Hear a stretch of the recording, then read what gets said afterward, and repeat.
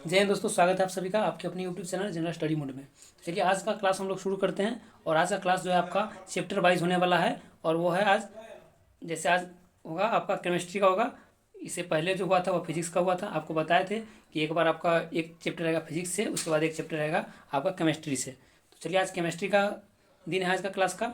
तो केमिस्ट्री का आज कौन सा चैप्टर है? तो पहले सबसे पहले आपका पदार्थों की प्रकृति एवं संघटक। क्या आपका पदार्थों की प्रकृति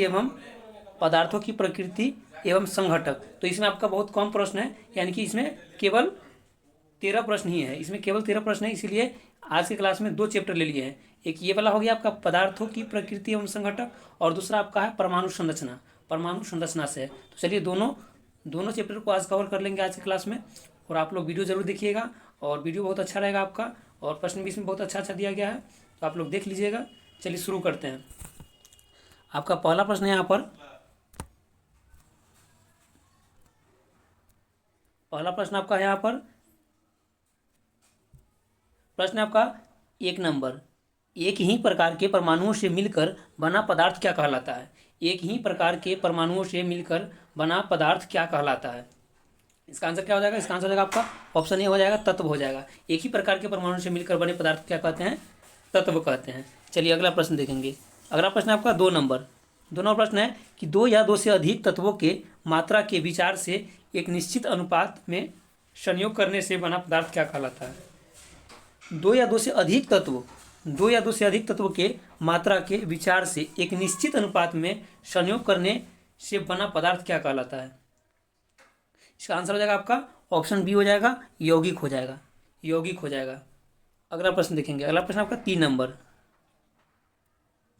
3 नंबर प्रश्न आपका कि 2 या 2 से अधिक शुद्ध पदार्थों को किसी भी अनुपात में मिला देने से क्या बनता है?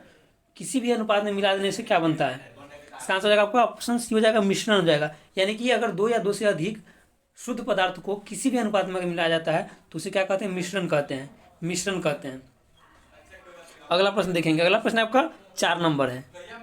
4 नंबर प्रश्न है आपका कि ऐसे तत्व जिनमें धातु और अधातु दोनों के गुण पाए जाते हैं उसे क्या कहते हैं? ऐसे तत्व जिनमें धातु और अधातु दोनों के गुण पाए जाते हैं उसे क्या कहते हैं?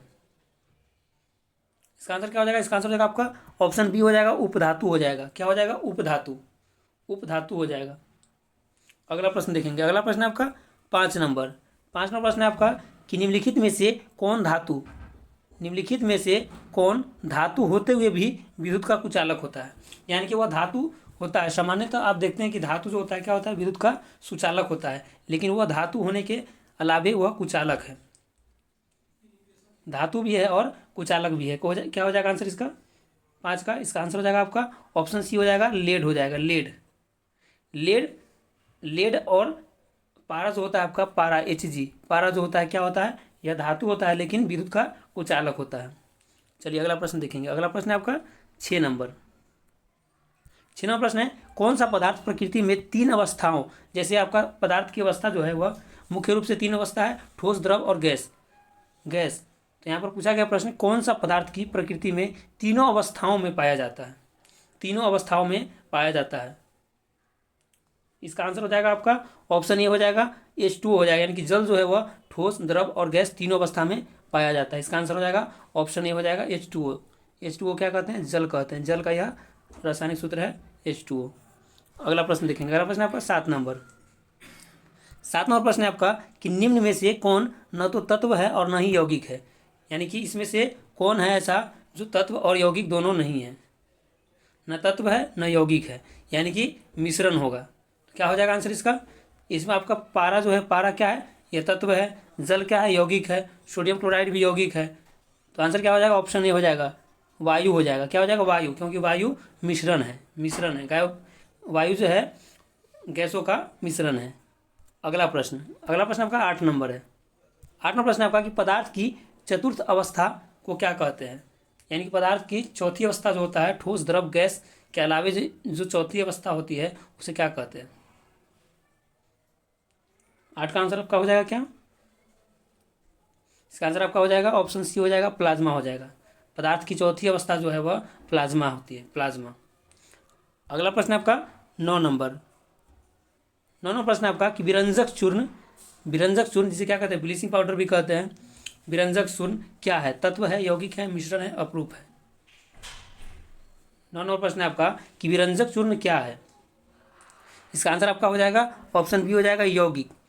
विरंजक चूर्ण जो है यौगिक है। विरंजक चूर्ण का रासायनिक सूत्र क्या होता है, इसका रासायनिक सूत्र होता है CaOCl इंटू Cl होता है। CaOCl into OCl into Cl होता है। CaOCl into Cl, CaOCl into Cl होता है। अगला प्रश्न देखेंगे। अगला प्रश्न आपका 10 नंबर। 10 नंबर प्रश्न है वायु। वायु क्या है, तो वायु अभी इससे पहले देखें प्रश्न उसमें क्या था, वायु क्या है, एक मिश्रण है, गैसों का मिश्रण है। आंसर हो जाएगा सी हो जाएगा, मिश्रण हो जाएगा। अगला प्रश्न आपका 11 नंबर। 11 नंबर प्रश्न आपका कि बारूद क्या है। बारूद क्या है, यौगिक है, मिश्रण है, तरल है, क्या है। 11 का आपका आंसर क्या हो जाएगा, 11 का आंसर हो जाएगा ऑप्शन सी हो जाएगा, मिश्रण। बारूद भी क्या है, बारूद भी एक मिश्रण है। अगला प्रश्न है 12 नंबर। 12 नंबर प्रश्न है आपका, 12 नंबर प्रश्न है कि कोयला। कोयला क्या है, तत्व है, यौगिक है, मिश्रण है, क्या है। 12 नंबर का आंसर क्या हो जाएगा आपका ऑप्शन ए हो जाएगा।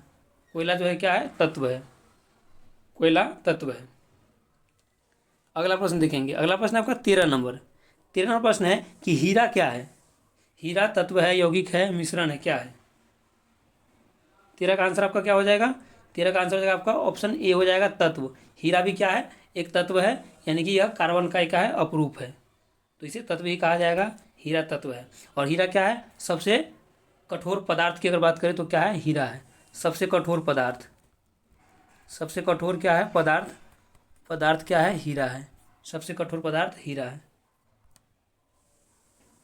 और सबसे कठोर अगर तत्व की बात करें, तत्व अगर बात करें कठोर सबसे, तो क्या हो जाएगा, प्लेटिनम हो जाएगा, प्लेटिनम।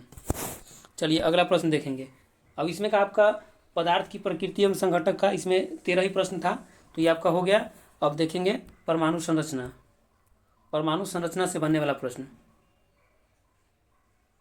यहाँ देख सकते हैं आप, परमाणु संरचना से बनने वाला प्रश्न है आपका। तो चलिए शुरू करते हैं इसको। इसका पहला प्रश्न आपके सामने है।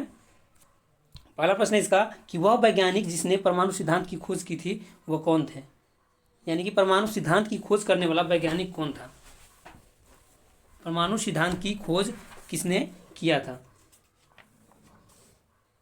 इसका आंसर हो जाएगा आपका ऑप्शन सी हो जाएगा, जॉन डाल्टन। परमाणु सिद्धांत की खोज जॉन डाल्टन ने किया था। अगला प्रश्न है आपका 2 नंबर। 2 नंबर प्रश्न है आपका कि परमाणु के नाभिक का आकार क्या होता है। परमाणु के नाभिक का आकार क्या होता है, तो इसका आंसर हो जाएगा आपका ऑप्शन डी हो जाएगा, 10 के पावर -15 मीटर होता है। परमाणु का आकार 10 के पावर -15 मीटर होता है। और अगर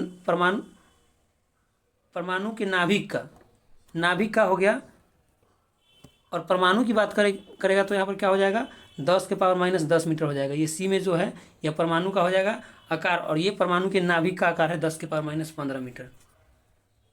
परमाणु का आकार क्या हो जाएगा, 10 के पावर -10 मीटर हो जाएगा। चलिए अगला प्रश्न देखेंगे। अगला प्रश्न आपका है 3 नंबर। 3 नंबर प्रश्न आपका कि निम्नलिखित में से कौन एक अस्थायी कण है। निम्नलिखित में से कौन एक अस्थायी कण है। इलेक्ट्रॉन, प्रोटॉन, न्यूट्रॉन में अस्थायी कण जो है वह कौन सा है। इसका आंसर आपका हो जाएगा ऑप्शन सी हो जाएगा, न्यूट्रॉन हो जाएगा। न्यूट्रॉन यानी कि इलेक्ट्रॉन और प्रोटॉन जो होता है वो स्थायी कण है, और न्यूट्रॉन आपका अस्थायी कण है। इलेक्ट्रॉन में क्या होता है, आवेश जो होता है ऋणात्मक आवेश होता है, प्रोटॉन में धनात्मक आवेश होता है, इसमें इलेक्ट्रॉन में ऋणात्मक। और न्यूट्रॉन क्या होता है, यह आवेशहीन होता है, यानी कि शून्य आवेश होता है, आवेशहीन। अगला प्रश्न आपका 4 नंबर। 4 नंबर प्रश्न आपका कि परमाणु नाभिक के घटक कौन से हैं। परमाणु के नाभिक के घटक कौन से हैं। परमाणु के नाभिक में आप लोग जानते हैं कि इसमें क्या रहता है, प्रोटॉन और न्यूट्रॉन पाया जाता है। परमाणु के नाभिक में प्रोटॉन और न्यूट्रॉन पाया जाता है। ऑप्शन बी हो जाएगा, प्रोटॉन और न्यूट्रॉन। इलेक्ट्रॉन क्या करता है, परमाणु के बाहरी कक्षा में चक्कर लगाता है। अगला प्रश्न देखेंगे। अगला प्रश्न आपका है 5 नंबर। 5 नंबर प्रश्न है आपका कि निम्नलिखित में से कौन एक आवेश रहित कण है। आवेश रहित कण है। आवेश रहित कण कौन सा है, न्यूट्रॉन हो जाएगा। न्यूट्रॉन क्या है, आवेशहीन होता है, तो यह न्यूट्रॉन हो जाएगा इसका आंसर। अगला प्रश्न देखेंगे। अगला प्रश्न है आपका 6 नंबर। 6 नंबर प्रश्न है आपका कि परमाणु में कौन से मूल कण समान संख्या में स्थित होते हैं। परमाणु में कौन से मूल कण समान संख्या में समान संख्या में स्थित होते हैं। इसका आंसर क्या हो जाएगा? इसका आंसर हो जाएगा आपका ऑप्शन बी हो जाएगा, यानी कि इलेक्ट्रॉन और प्रोटॉन का जो मान होता है वह क्या होता है? समान होता है। इलेक्ट्रॉन और प्रोटॉन का जो मान होता है वह समान होता है। और न्यूट्रॉन क्या होता है? न्यूट्रॉन उसका भिन्न होता है, वह उसका बदलते रहता है, यानी कि वह अस्थायी है। और इलेक्ट्रॉन प्रोटॉन क्या है? अस्थायी है। अगला प्रश्न देखेंगे। अगला प्रश्न है आपका 7 नंबर। 7 नंबर प्रश्न है कि न्यूक्लियॉन का सामान्य नाम किसके लिए है? न्यूक्लियॉन जो है सामान्य नाम वह किसके लिए है? ऑप्शन ए में आपका इलेक्ट्रॉन और प्रोटॉन के लिए, बी में प्रोटॉन न्यूट्रॉन के लिए, सी में इलेक्ट्रॉन और न्यूट्रॉन के लिए। इसका आंसर हो जाएगा आपका ऑप्शन बी हो जाएगा, प्रोटॉन और न्यूट्रॉन के लिए है। न्यूक्लियॉन जो सामान्य नाम दिया गया है परमाणु का वह प्रोटॉन और न्यूट्रॉन के लिए है, क्योंकि न्यूक्लियॉन परमाणु के नाभिक में जो उपस्थित कण रहते हैं उसे सम्मिलित रूप से क्या कहते हैं? न्यूक्लियॉन कहते हैं। अगला प्रश्न है आपका 8 नंबर। 8 नंबर प्रश्न है कि एक इलेक्ट्रॉन पर कितना आवेश होता है? एक इलेक्ट्रॉन पर कितना आवेश होता है? इलेक्ट्रॉन पर आवेश होता है आपका, यानी कि निगेटिव इस पर आवेश होता है, और प्रोटॉन पर क्या होता है? पॉजिटिव होता है। तो इसमें आवेश कितना होता है वो बताना है। क्या हो जाएगा आंसर इसका? इसका आंसर आपका हो जाएगा ऑप्शन ए हो जाएगा, यानी कि माइनस में 1.6 गुना 10 की पावर माइनस 19 कूलम। 1.6 गुना 10 की पावर माइनस 19 कूलम हो जाएगा, कूलम। अगला प्रश्न, और यही प्रोटॉन का पूछा जाएगा तो यहाँ क्या करेंगे? इसको पॉजिटिव कर देंगे, और दोनों का मान जो होता है आवेश का मान वो समान होता है इलेक्ट्रॉन प्रोटॉन का, बस उसमें पॉजिटिव और निगेटिव दोनों बदल जाएगा। चलिए अगला प्रश्न देखेंगे। अगला प्रश्न आपका है 9 नंबर। 9 नंबर प्रश्न आपका पॉजिट्रॉन। पॉजिट्रॉन क्या है? धनावेशित इलेक्ट्रॉन है, बी में है हीलियम है, सी में है 2 प्रोटॉन का नाभिक आवेशित होता है इसमें, और डी है 1 प्रोटॉन तथा 1 न्यूट्रॉन का नाभिक है। 9 का आंसर क्या हो जाएगा? 9 का आंसर आपका हो जाएगा ऑप्शन ए हो जाएगा, धनावेशित इलेक्ट्रॉन है। पॉजिट्रॉन क्या है? इलेक्ट्रॉन का प्रतिकण है, और यह क्या होता है? धनावेशित होता है, धनावेशित इलेक्ट्रॉन होता है। आंसर ए हो जाएगा। अगला प्रश्न देखेंगे 10 नंबर।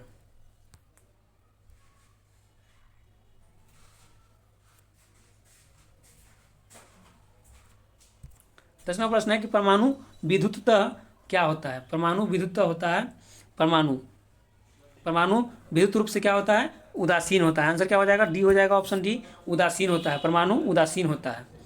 अगला प्रश्न है आपका 11 नंबर। इलेक्ट्रॉन की खोज किसने किया था?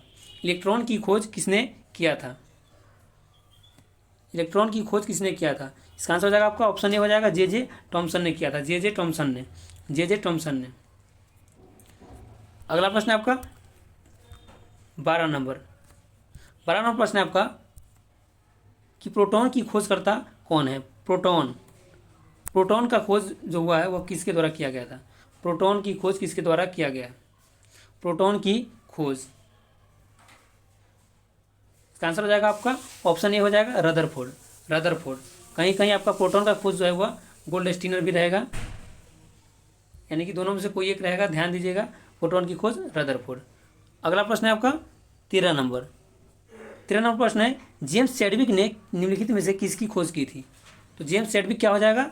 जेम्स चैडविक न्यूट्रॉन का हो जाएगा। न्यूट्रॉन की खोज जेम्स चैडविक ने किया था, और इलेक्ट्रॉन का जे टॉमसन ने किया था, प्रोटॉन का रदरफोर्ड ने किया था।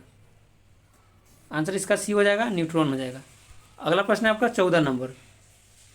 14 नंबर प्रश्न है पॉजिट्रॉन के खोजकर्ता कौन है? पॉजिट्रॉन की खोजकर्ता कौन है?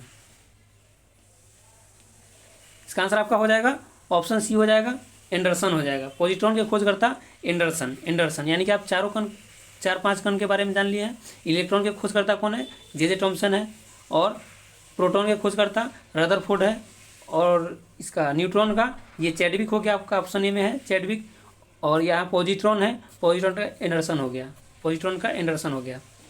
ध्यान में रखिएगा सब चारों। अगला प्रश्न है 15 नंबर। 15वां प्रश्न है कि परमाणवीय नाभिक किसने खोजा था? परमाणवीय नाभिक किसने खोजा था, यानी कि नाभिक की खोज किसके द्वारा किया गया था? इसका आंसर आपका हो जाएगा ऑप्शन ए हो जाएगा, रदरफोर्ड। नाभिक का जो खोज किया गया था वो रदरफोर्ड के द्वारा। अगला प्रश्न है 16 नंबर। 16 नंबर प्रश्न है आपका कि एक भारतीय वैज्ञानिक जिसका नाम एक विशिष्ट मूल कण के साथ जुड़ा है, वह कौन है? विशिष्ट मूल कण के नाम से जुड़ा है, वह कौन है? इसका आंसर हो जाएगा आपका ऑप्शन बी हो जाएगा। ऑप्शन बी जगदीश चंद्र बोस हो जाएगा, जगदीश चंद्र बोस। अगला प्रश्न आपका 17 नंबर। 17 नंबर प्रश्न आपका कि निम्नलिखित में से किस परमाणु के नाभिक में न्यूट्रॉन नहीं होता है? निम्नलिखित में से किस परमाणु के नाभिक में न्यूट्रॉन नहीं होता है? न्यूट्रॉन नहीं होता है। 17 का आपका आंसर क्या हो जाएगा? इसका आंसर हो जाएगा आपका ऑप्शन बी हो जाएगा, हाइड्रोजन हो जाएगा। हाइड्रोजन के नाभिक में न्यूट्रॉन नहीं होता है। और हाइड्रोजन का 3 समस्थानिक जो होता है, प्रोटियम, ड्यूटेरियम, ट्राइटियम, ये आप लोगों को पता होगा, क्योंकि जब जब आता है प्रश्न तो हम आपको रिपीट करके बता देते हैं। तो उसमें जो पहला जो होता है H11 जो होता है प्रोटियम, इसमें क्या होता है? हाइड्रोजन में, इसमें न्यूट्रॉन नहीं होता है, न्यूट्रॉन नहीं होता है। अगला प्रश्न है आपका 18 नंबर। 18 नंबर प्रश्न आपका कि इलेक्ट्रॉन के तरंग प्रकृति की खोज सर्वप्रथम किसने किया था? इलेक्ट्रॉन के तरंग प्रकृति की खोज किसने किया था? तरंग प्रकृति की खोज 18 नंबर। इसका आंसर हो जाएगा आपका ऑप्शन बी हो जाएगा, डी ब्रोगली। यानी कि इलेक्ट्रॉन की खोज किसने किया था? जे थॉमसन ने किया था, जे थॉमसन ने। और इलेक्ट्रॉन के तरंग प्रकृति की खोज डी ब्रोगली ने किया था। तरंग प्रकृति, यहाँ पर तरंग प्रकृति ध्यान रखना है कि तरंग प्रकृति अगर लगा रहे इलेक्ट्रॉन में तो क्या हो जाएगा? डी ब्रोगली हो जाएगा, डी ब्रोगली। अगला प्रश्न 19 नंबर प्रश्न है कि तत्व के सबसे छोटे भाग को क्या कहते हैं? तत्व का सबसे छोटा कण जो होता है उसे क्या कहते हैं? तत्व के छोटे कण को क्या कहते हैं? परमाणु कहते हैं। आंसर हो जाएगा ए, परमाणु हो जाएगा, परमाणु। अगला प्रश्न है 20 नंबर। किसी परमाणु के गुण किस पर निर्भर करते हैं? किसी परमाणु के गुण किस पर निर्भर करते हैं? प्रोटॉन की संख्या, न्यूट्रॉन की संख्या, परमाणु भार पर, इलेक्ट्रॉनिक संरचना पर। क्या हो जाएगा आंसर इसका? चलिए, इसका आंसर आपका हो जाएगा ऑप्शन डी हो जाएगा, इलेक्ट्रॉनिक संरचना पर। यानी कि किसी भी परमाणु के का जो गुण होता है वो निर्भर करता है इलेक्ट्रॉनिक संरचना पर। अगला प्रश्न देखेंगे। अगला प्रश्न आपका 21 नंबर है। 21 नंबर प्रश्न है आपका कि नाभिक की द्रव्यमान संख्या किसके संख्या के बराबर होता है? ऑप्शन में आपका नाभिक में न्यूक्लियॉन की संख्या होती है, बी में नाभिक में प्रोटॉन की संख्या, सी में नाभिक में न्यूट्रॉन की संख्या। इसका आंसर क्या हो जाएगा? इसका आंसर हो जाएगा आपका ऑप्शन ए हो जाएगा। यानी कि नाभिक में द्रव्यमान संख्या जो होता है वह नाभिक में न्यूक्लियॉन की संख्या के समान होता है, न्यूक्लियॉन की संख्या के समान होता है। यानी कि न्यूक्लियॉन की संख्या को क्या कहते हैं? द्रव्यमान संख्या कहते हैं। ऑप्शन ए हो गया। अगला प्रश्न देखेंगे। अगला प्रश्न आपका 22 नंबर है। 22 नंबर प्रश्न है कि किसी परमाणु के परमाणु द्रव्यमान और द्रव्यमान संख्या के अंतर को क्या कहते हैं? परमाणु द्रव्यमान और द्रव्यमान संख्या के अंतर को क्या कहते हैं? किसी परमाणु के परमाणु द्रव्यमान और द्रव्यमान संख्या के अंतर को क्या कहते हैं? इसके अंतर को क्या कहते हैं? द्रव्यमान क्षति कहते हैं। क्या कहते हैं? द्रव्यमान क्षति। अगला प्रश्न आपका 23 नंबर प्रश्न आपका कि एक ही तत्व के 2 समस्थानिक के विद्युत उदासीन परमाणुओं के लिए निम्नलिखित गुणों में से कौन सा गुण भिन्न होगा? यानी कि एक ही तत्व के 2 समस्थानिक के विद्युत उदासीन परमाणु के लिए गुणों में से निम्नलिखित गुणों में से कौन सा गुण अलग है? उदासीन परमाणुओं के लिए। तो इसका आंसर आपका हो जाएगा आपका ऑप्शन बी हो जाएगा, परमाणु द्रव्यमान। यानी कि यहाँ पर पूछा जा रहा है कि एक ही तत्व के 2 समस्थानिक यानी कि परमाणु संख्या के विद्युत उदासीन परमाणुओं के लिए निम्नलिखित गुणों में से कौन सा गुण भिन्न होगा? तो उदासीन परमाणु के लिए आपका हो जाएगा परमाणु द्रव्यमान हो जाएगा आंसर, परमाणु द्रव्यमान। अगला प्रश्न देखेंगे। अगला प्रश्न आपका 24 नंबर है। 24 नंबर प्रश्न आपका कि न्यूट्रॉन तथा प्रोटॉन की संख्याओं के योगफल को क्या कहते हैं? न्यूट्रॉन और प्रोटॉन के संख्या के योगफल को क्या कहते हैं? इसका आंसर हो जाएगा आपका ऑप्शन सी हो जाएगा, द्रव्यमान संख्या। यानी कि प्रोटॉन और न्यूट्रॉन के संख्या के योग को क्या कहते हैं? द्रव्यमान संख्या कहते हैं। अगला प्रश्न देखेंगे 25 नंबर।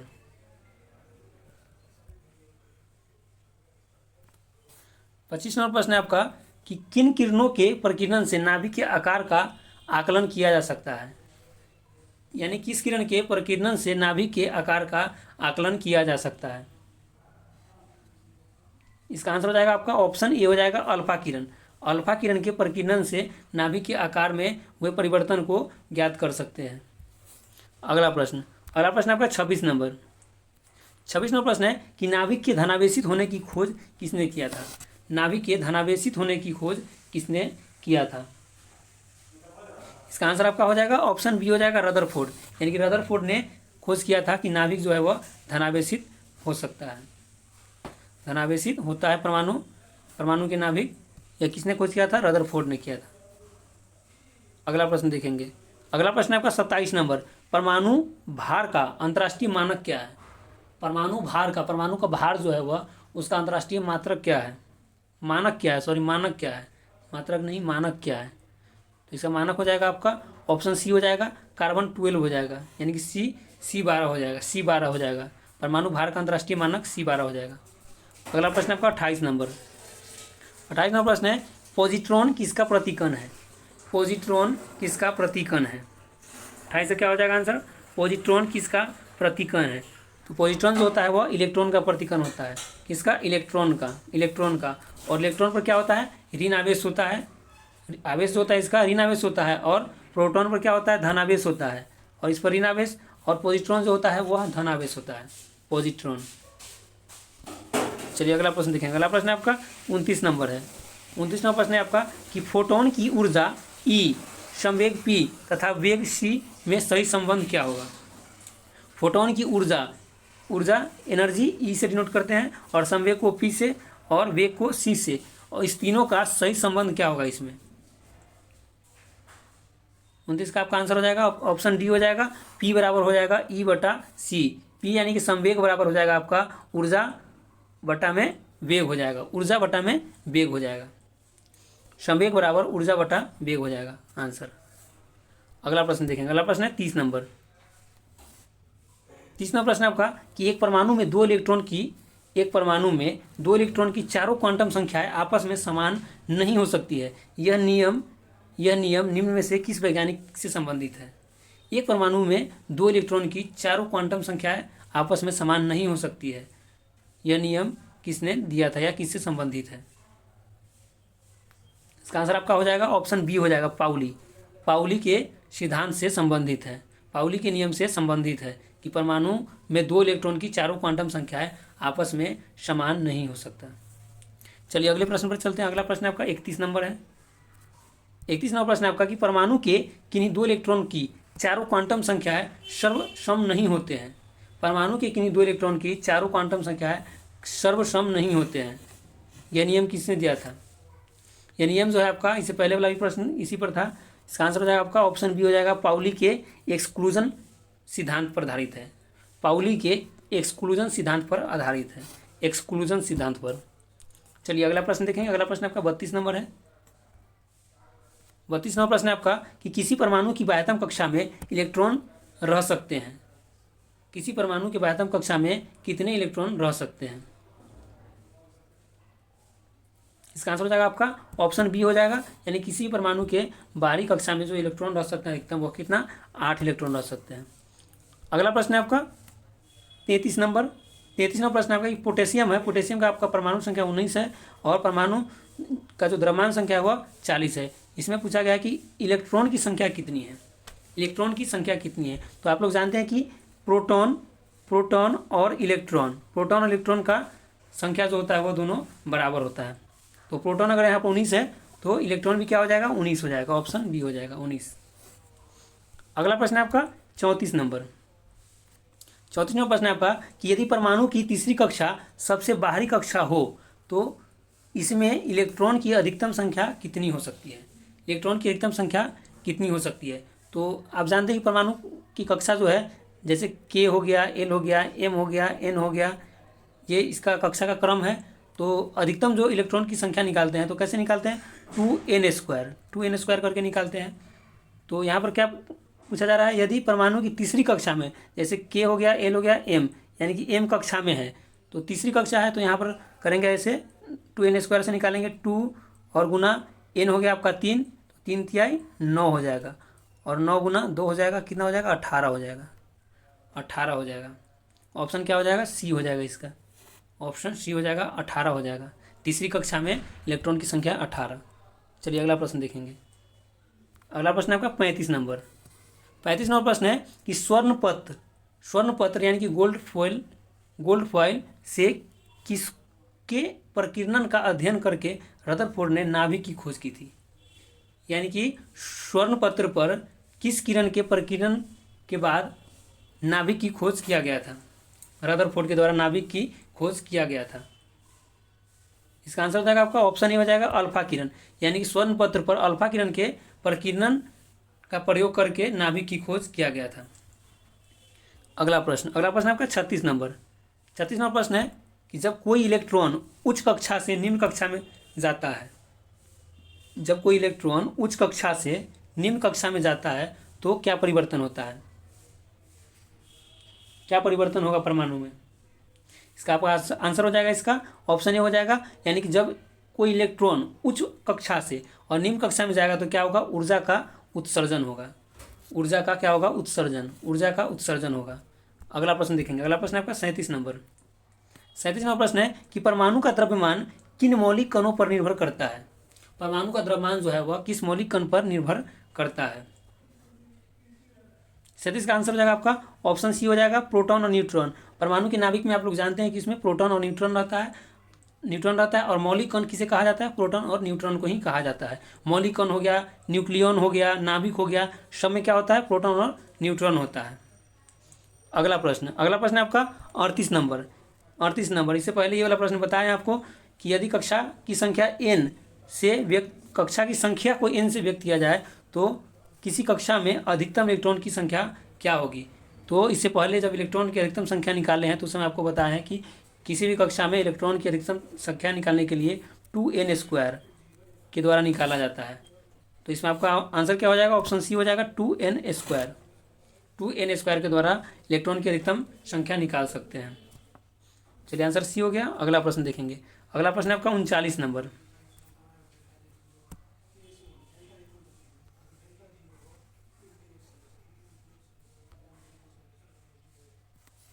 चलिए 39 नंबर प्रश्न आपका कि इलेक्ट्रॉन तब तक युग्मित नहीं होते जब तक कि उनके लिए आप रिक्त कक्षक समाप्त न हो।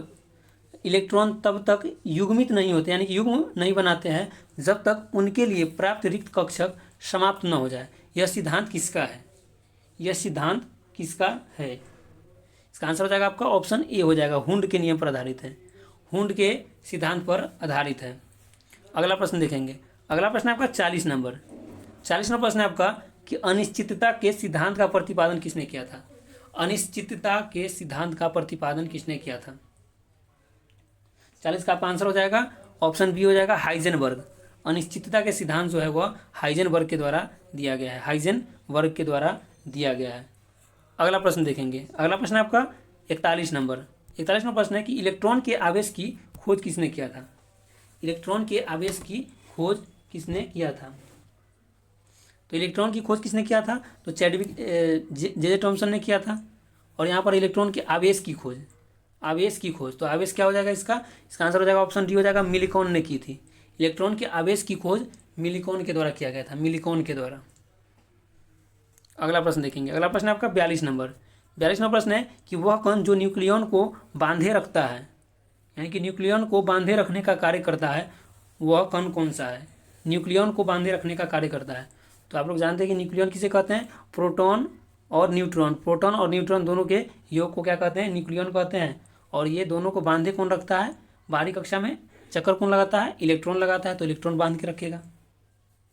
42 का क्या हो जाएगा आंसर?